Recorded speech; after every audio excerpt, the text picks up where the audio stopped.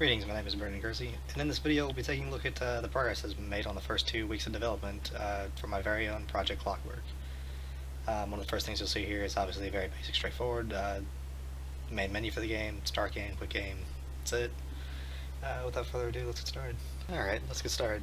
So there's quite a bit to cover in this video over the course of 2 weeks of development for this. However, I'm going to do my best to kind of go through it simultaneously side by side here with my gameplay on the left, and then on the right my actual C++ code. Some of this is also mixed with blueprints as well for visuals, so I'll do my best to kind of go through those as I can. So without further ado, let's get started. So one of the first things I'll kind of show off here is, so I've been working with my character a lot this week, getting some things like that shown off. Give me a brief moment to, there we go, cool. Alright, so some of the things, there have been quite a bit that I've expanded on from the previous iteration. I'm kind of repurposing the third-person character that I have kind of been working on in some of my previous videos. I'll post a link to those in the description. Things such as that. One of the big additional changes is I've used I've added an enum class to this to kind of keep control of some of the character states, so normal, stun, dead, interactable, read text. And I'll explain what some of these do as we kind of go along. One of which is right here, read text. So let me go down through here. Interacts with my UI in order to bring up this little text dialog here. There's actually 2 separate versions, also an enum type over here. I did that so that way I can easily switch back and forth between them. I don't think I'll actually take this one into its own, make a parent and then do inheritables from this. We'll see how it goes. I may or may not. But there are basically 2 types, one text and then multi-text. Both have the same general type of functionality. It's just that with one text, I'll kind of give an example here, where I just simply press A, and then boom, the text goes away. One text means that it just only has that one box that shows up, and then the player is free to, resume as they please. Multi-text means there's just multiple boxes you have to click through, which is fine.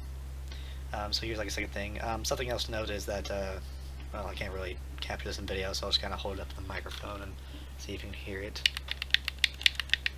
The player cannot actually move while they are in this state. This is kind of in the read text state, so they can't actually move forward. That's part of the reason why I've been using these enums.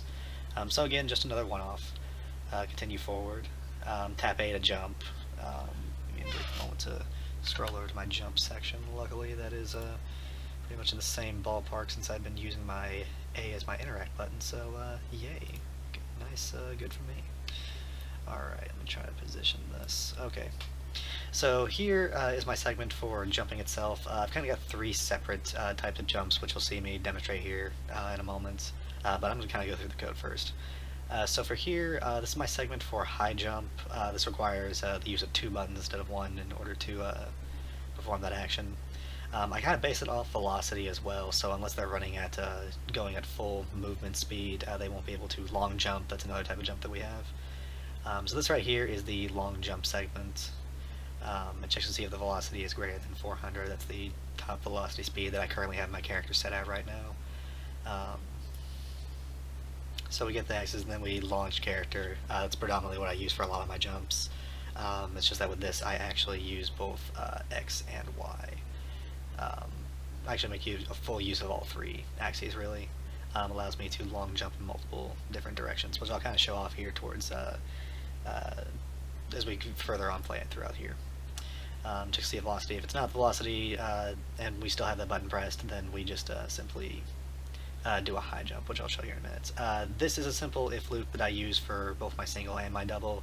It just keeps a track of the count and things such as that, which I'll kind of go ahead and just show off here real quick through this next segment.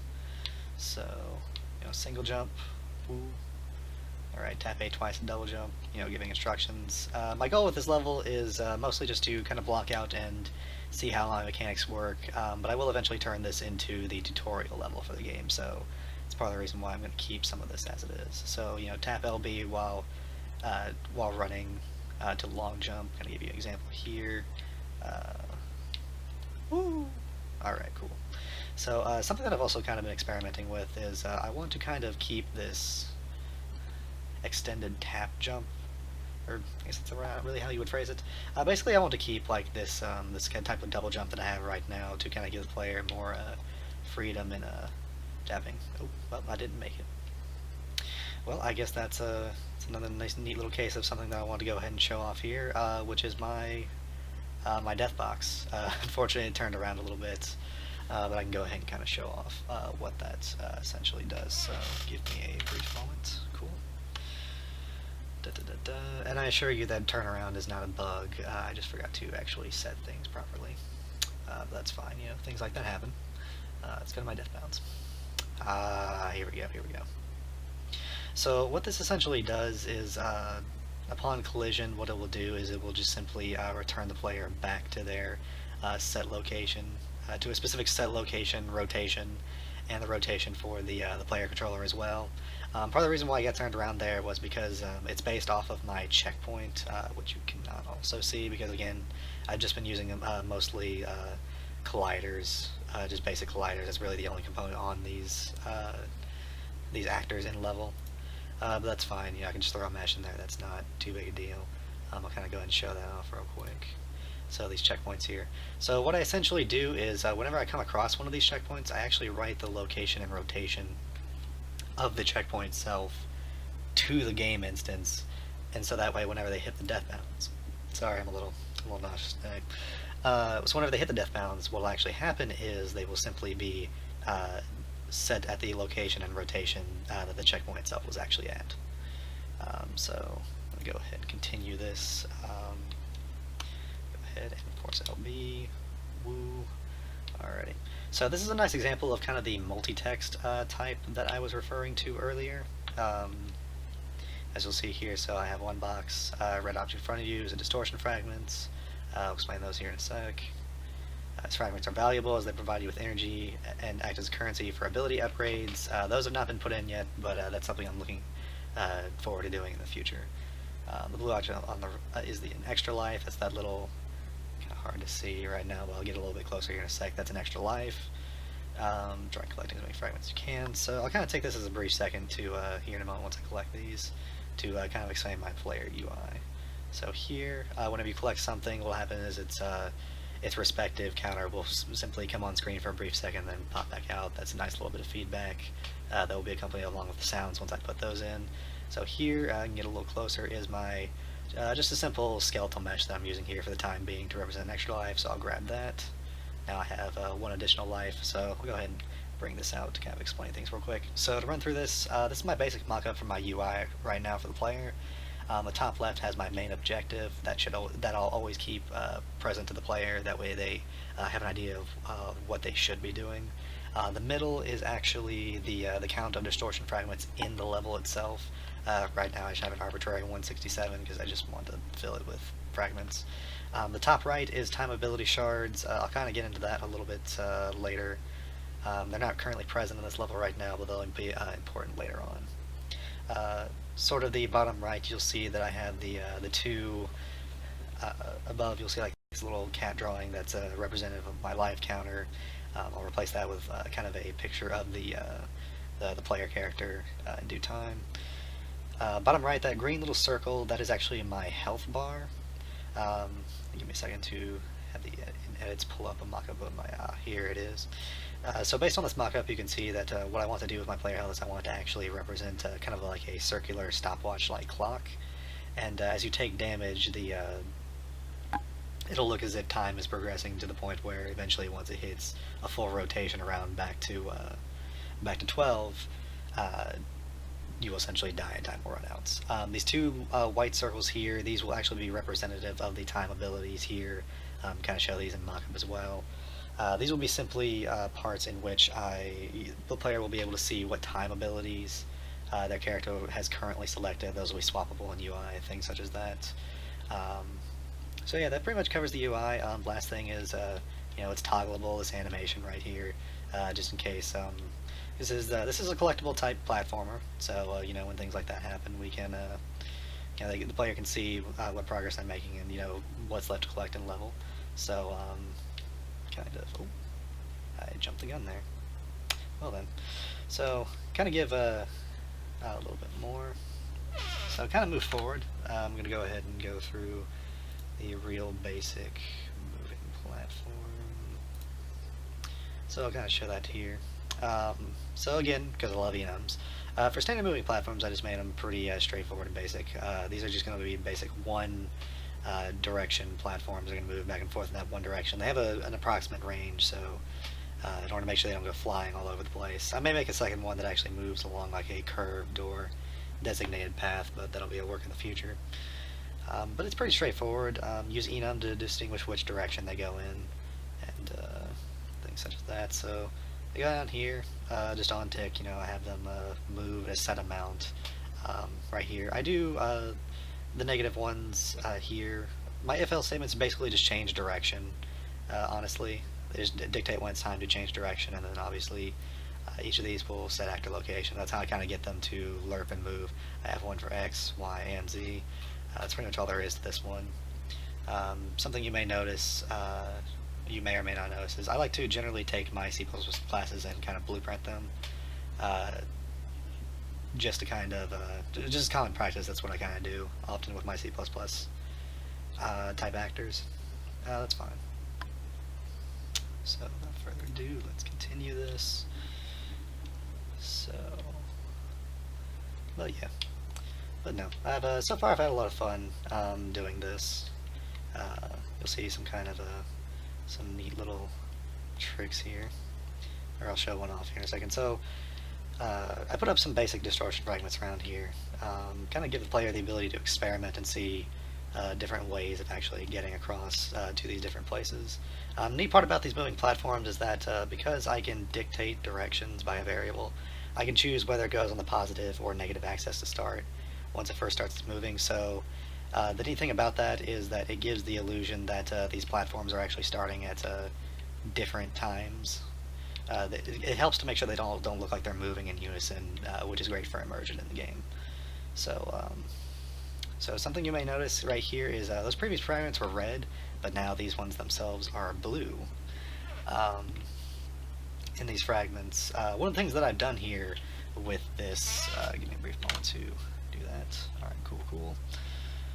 Something that I've done is that I've made it to where, based on the different types of value, the distortion fragments will actually change colors. I did this mostly to give some more aesthetic to my collectibles. I thought that would be kind of neat. Give it a brief second to go back to my... I keep wanting to go to my widgets. Why do I keep wanting to go to my widgets? So let's go back here.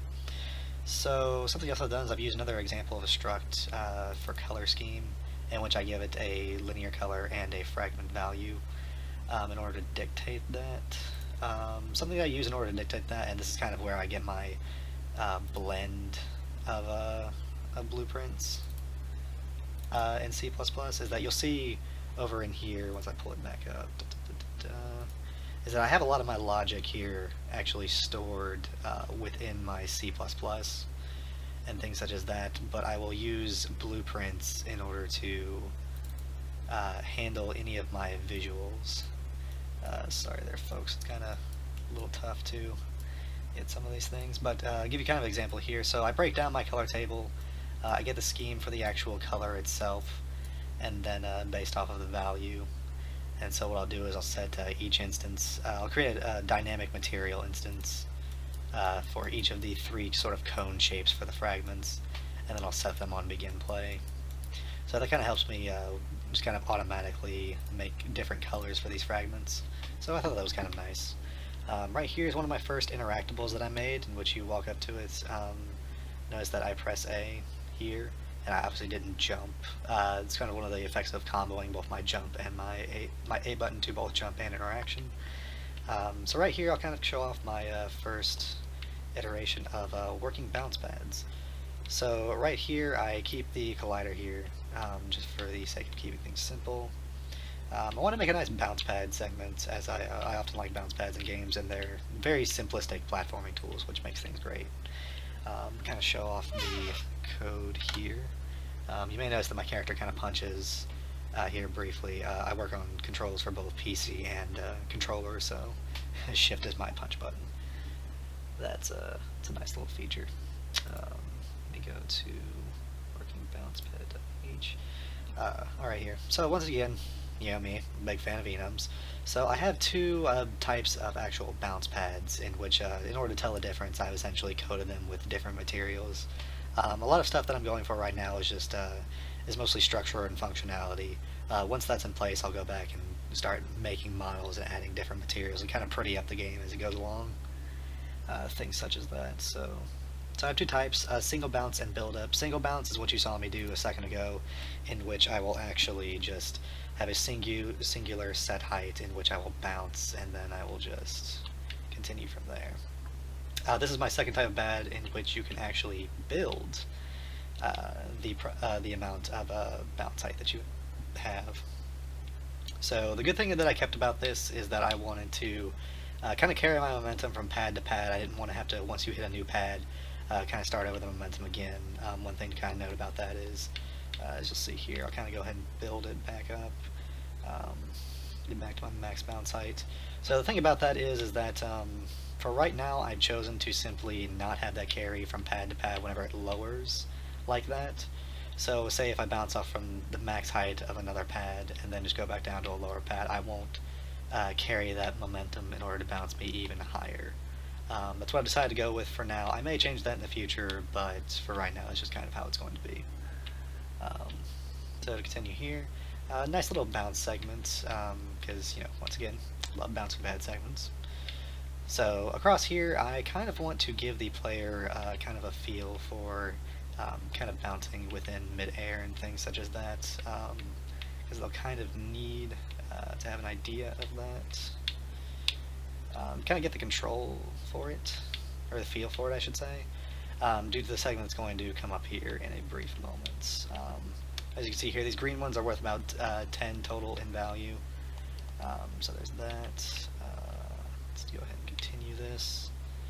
Yeah, but so far it's been pretty good. I haven't hit too many terrible snags in terms of development. There are some things that I would probably go back and fix now that I've kind of been working on developing this, keeping some of these values, not really some of these values, but the way my hierarchy for certain items are, is that now that I've you know, started to get into my interactables and all the sorts of things that the player can interact with, I might go back and make a new parent class in order to kind of help make some of this code a little bit more practical and efficient. I wonder what that lens flare effect is. Neat. Alright, so this is my next type of interactable that I've been working with. It's like a color controller switch. So what'll happen is the player interacts with it, does a nice little camera perspective change. Notice the player can't move until the animation is complete, which it really isn't an animation, more so to speak. It's actually code controlled, which I'll go ahead and show here. So my colored floor switch, pretty basic and straightforward.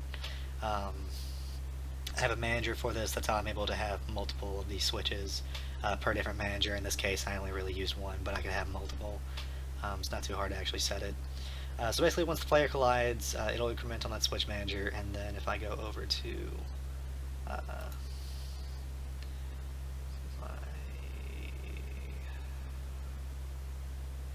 are you, good sir? Here we go. My block switch controller. What it does is basically whenever it increments, it checks to see if the total amount of green switches is equal to the total amount of them in the array, which I'll show here in a second. Pretty straightforward. The mesh is actually what's being animated. It generally goes in a direction via, or to a new location via lerp, things such as that. It's my array of switches. You know, how many of these blocks do I need to tap in order to actually play the animation, so to speak? You know, number of green switches, how many are there in the array. Destination is where it should lerp to. I use a lot of timer handles for my lerping in this. I kind of just prefer to use those over the tick function. I have an actor for cameraman. That's how I position a camera to kind of show the animation and keep it so that way the player has incentive to know what it is that they've just affected. You know, time to transition, all that fun stuff. Change camera perspective, that is generally done in the blueprint itself, blueprint implementable event, similar type ordeal. So all that fun stuff. So yeah, so that should be it for a lot of my sort of interactable pieces for the player. Apologize for the dogs barking. We do have dogs in my house. So for this next segment, this kind of demonstrates one of the other things that I've been working on, so to speak. Oh, I missed it. Huh. Alright. So this kind of demonstrates this next piece that I have been kind of working on to demonstrate my enemy projectiles. So I'll try and see if I can, yeah, land on top. So I wanted to kind of create a neat little kind of fall and dodge segment, in which case I'm also stopping up here to kind of demonstrate one of the last things I worked on. So I wanted to make some obstacles, one of which was a turret. So I will go to that now and kind of show that off. Cool. So in my header, it's pretty straightforward. Once again, big fan of enums. So I have two general types for turrets. This is really more so to set which type of projectile I will be firing, so to speak. So I have standard and tracking. Standard is what you'll see right here, just going in one general direction. Tracking, I didn't feel so much would be really too useful in the segment, so I haven't really used it. Somewhat debating whether or not I'll actually keep the tracking. I may just use that for another type of obstacle, but I can still show off the code in the projectile, so it's fine. So it's a basic, straightforward turret, just, you know, spawns. The enum is mostly to dictate which type of projectile to spawn. So here, 0, it's going to be equal to my standard projectile, and then 1 is my tracking projectile. Again, you know, I use it on timer handle, so I fire it at my own specific rate, which is nice. Helps make things nice, easy, and adjustable. Good thing for clearing the timer itself. So I'll go ahead and move on to my projectiles real quick, and then we will go through this following segment, yeah. So let's go on to my projectile. Here we go. So it's pretty standard and straightforward, very similar to its turrets, uses a timer handle for it. Give me there we go. So it has another timer handle, kind of dictates the movements. Also, again, has a projectile type, standard, and tracking. So, you know, I initialize all my common standard stuff. I generally like to, even though I can just put a collider in via blueprints, I kind of like to generate it inside my constructor. Something I just generally like doing. Let's go here. So my move forward is the method that's called on my timer handle, and based off of which type of projectile it is, dictates its movements. So standard just gets the forward vector, multiplies it by its speed, then adds the actual location. Pretty straightforward. Life is used in order to get its total lifespan. Obviously we don't want projectiles that just go on forever, because then that would be a massive drain on resources. So for my projectile tracking, what I do for it is I actually take my I just use a rotator and I have it look at the player, and then using the same logic for my other projectile, so long as it is continuously facing the player, it should move. It should and does move forward towards the player, because it's just essentially acting on its forward vector, and if its forward vector is pointed towards the player, that's how that tracking works. So obviously, if life is equal to lifetime, then you know, we stop the timer handle, and then we destroy the object. Pretty straightforward. If it collides with the player, which I'll demonstrate here in a minute, it will obviously do some amount of damage. So without further ado, let's get to this segment. So boop, taking some damage. Oh, it's terrible. It's terrible. It is possible to avoid all these. I've done it multiple times. I'm just doing this mostly for clarity's sake. And then yeah, so that pretty much handles so far what I've got for development. Yeah. So without further ado, that'll be the end of this video. Thanks for watching, and look forward to the next posting. Oh. And then of course, do I want to replay this? Yes? No?